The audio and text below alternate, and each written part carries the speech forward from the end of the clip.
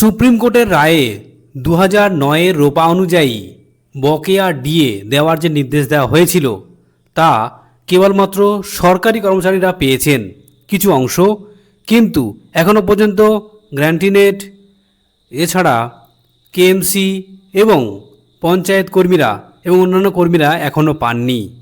আর যাতে দ্রুত এই বকেয়া মিটিয়ে দেওয়া হয়, এর জন্য অর্থ দপ্তরের দায়িত্বপ্রাপ্ত অতিরিক্ত মুখ্য সচিব তাঁকে আজ মামলাকারী সংগঠন confederation of state government employees একটি লম্বা চিঠি দিয়েছেন এবং আলোচনাও করেছেন যাতে দ্রুত এই সমস্যার সমাধান করা হয়। এ নিয়ে কি বলা হয়েছে চলুন বন্ধুরা ডিটেলস দেখে নেওয়া যাক। 1 নম্বর বলা হচ্ছে, পূর্বোক্ত রায় নির্ধারিত সময়সীমার মধ্যে পূর্ণাঙ্গভাবে কার্যকর করার পরিবর্তে আংশিক কার্যকর করার নামে রাজ্য সরকার বিষয়টিকে কর্মী বিদ্বেষী অনাবশ্যক বহুমাত্রিক জটিলতার আবর্তে এনে ফেলেছেন। এটি অত্যন্ত দুঃখজনক। রায় পূর্ণাঙ্গভাবে কার্যকর করার দাবি রাখছি। 1।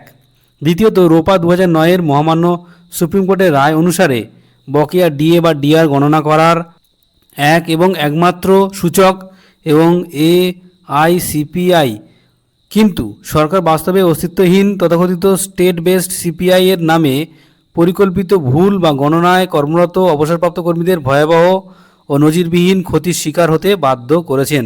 আমরা অবিলম্বে এই ভুল সংশোধন করে এআইসিপিআই অনুসারে পুনর্গণনা এবং গণনার দাবি করছি। দুর্ভাগ্যজনকভাবে সরকার কমপ্লায়েন্স রিপোর্ট এবং মনিটরিং কমিটিতে দুটি সংগঠনের সাবমিশনের পয়েন্ট ওয়াইজ অ্যান্সার দিয়েছেন, কিন্তু মূল মামলাকারী সংগঠন কনফেডারেশন অফ স্টেট গভর্নমেন্ট এমপ্লয়িজের সাবমিশনের কোনো পয়েন্ট ওয়াইজ আনসার দেননি। আমরা মনে করছি মহামান্য সুপ্রিম কোর্টের মনিটরিং কমিটিতে আমাদের সাবমিশন আড়াল করতে এই কাজ করা হয়েছে। আমরা দাবি করছি অবিলম্বে সাপ্লিমেন্টারি কমপ্লায়েন্স রিপোর্ট মহামান্য সুপ্রিম কোর্টে জমা দিয়ে সরকার মনিটরিং কমিটিতে আমাদের সংগঠনের সাবমিশনের পয়েন্ট ওয়াইজ আনসার যুক্ত করুন।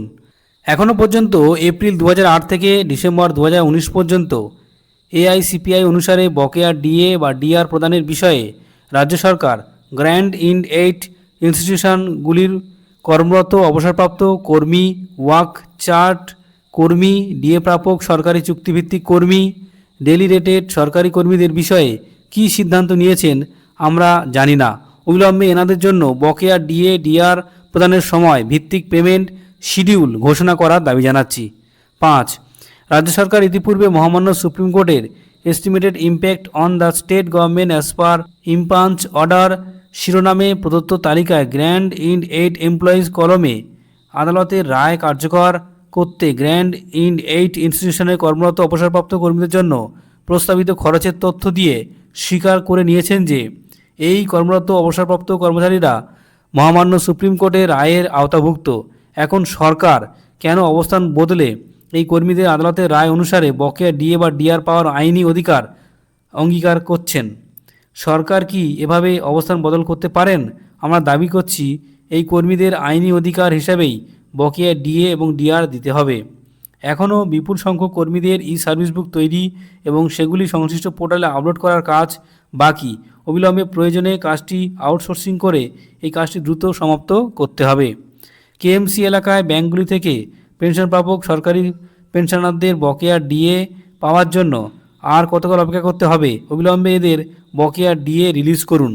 পে কমিশন সংক্রান্ত একটি জটিল সরকারি আদেশনামা সমাজ মাধ্যমে সম্প্রতি ভাইরাল হয়।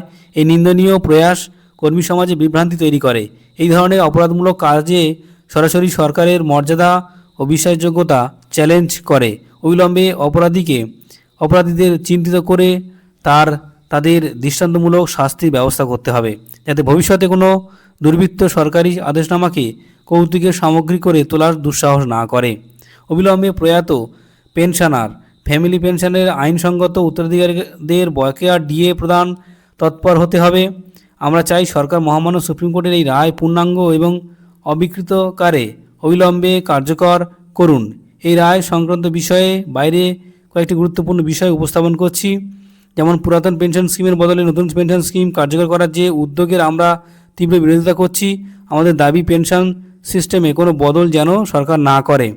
অবিলম্বে সমস্ত রাজ্য কর্মচারীদের ওয়েস্ট বেঙ্গল হেলথ স্কিম 2008-এর আওতায় আনতে হবে। সপ্তম রাজ্য বেতন কমিশনের আওতা থেকে 25টি সরকারি বিশ্ববিদ্যালয়, মধ্যশিক্ষা পর্ষদ, মাধ্যমিক শিক্ষা সংসদ, মাদ্রাসা বোর্ডকে বাদ দেওয়া হয়েছে। অবিলম্বে এই সব সংস্থার কর্মীদের বেতন কমিশনের অন্তর্ভুক্ত করার দাবি করছি। ত্রিস্তর পঞ্চায়েতে কর্মরত জীবিকা সেবকরা 9 বছর ধরে বেতন পাচ্ছেন না। অবিলম্বে বকেয়া সহ এদের বেতন প্রদানের ব্যবস্থা করুন। মাননীয় মুখ্যমন্ত্রীর প্রতিশ্রুতি মতো চুক্তিকর্মীদের সমকাজে সমবেতনের নীতিতে মজুরি, বেতন পুনর্নির্ধারণ সহ অবসরকালীন সামাজিক সুরক্ষার প্রশ্নে সরকারের অবস্থান স্পষ্ট করুন। 1 জুনের বৈঠকে মাননীয় মুখ্যমন্ত্রী প্রতিশ্রুতি দিয়েছিলেন, জানুয়ারি 2027-এ রাজ্যকর্মীরা 7ম রাজ্য বেতন কমিশনের সুপারিশকৃত বেতন ভাতা পেনশন পেয়ে যাবেন। অথচ কমিশন এখনও কাজই শুরু করেনি। কমিশনকে দ্রুত কাজ শুরুর নির্দেশ দিন।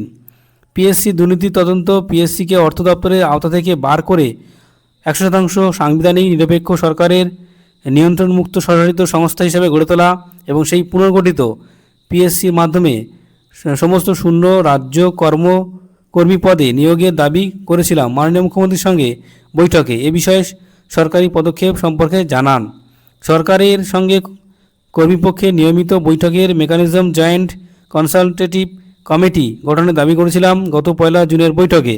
এ বিষয়ে কি কোনো পদক্ষেপ করেছেন সরকার, জানতে চাই। ওয়ার্ক চার্ট কর্মীদের রেগুলার রাজাইশন নিয়মিতকরণ প্রক্রিয়া 2011 সাল থেকে বন্ধ আছে। এটা নিয়মিতকরণ প্রক্রিয়া চালু করুন। প্রাথমিক শিক্ষিকাদের ক্ষেত্রে টেট পাস বাধ্যতামূলক করা হয়েছে। এ বিষয়ে কেন্দ্র সরকারের সঙ্গে আলোচনা সাপেক্ষে প্রাথমিক শিক্ষিকাদের স্বার্থে এমন ব্যবস্থা করুন যাতে তারা এই অনিশ্চয়তা থেকে মুক্তি পান। দেখুন, নমস্কারান্তে শ্যামল কুমার মিত্র, সভাপতি, confederation of state government employees.